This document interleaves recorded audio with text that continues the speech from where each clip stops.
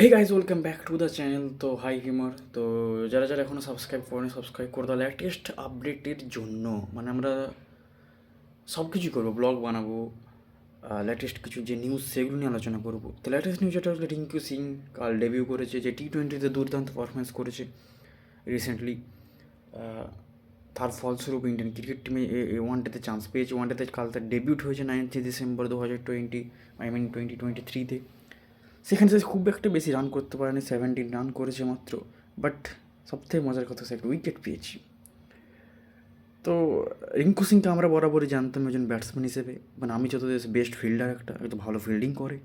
Recently ইন্ডিয়ার যে টি-20 ম্যাচটা হলো, মানে সিরিজটা, সেখানে একটা ভালো ফিল্ডার হিসেবে সে মর্যাদা পেয়েছে। তো আমরা শুধু জানতাম রিঙ্কু সিং তো 6 মারতেই পারে, আমরা এটা জানতাম না, এটাও জানতাম আমরা রিঙ্কু সিং ফিল্ডিং করতে পারে, 6 মারতে পারে।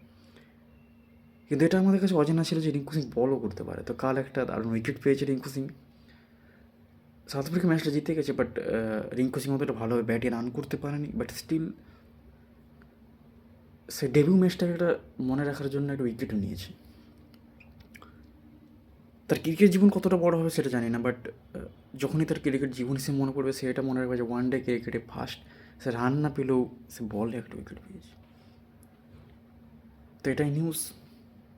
চলো বাকি দেখা যায় রিঙ্কু সিং কেমন খেলে ভবিষ্যতে, টি-20 ওয়ার্ল্ড কাপে চান্স পায় কি না। আর চ্যানেলটাকে সাবস্ক্রাইব করে দাও ভালো লাগলে। টাটা।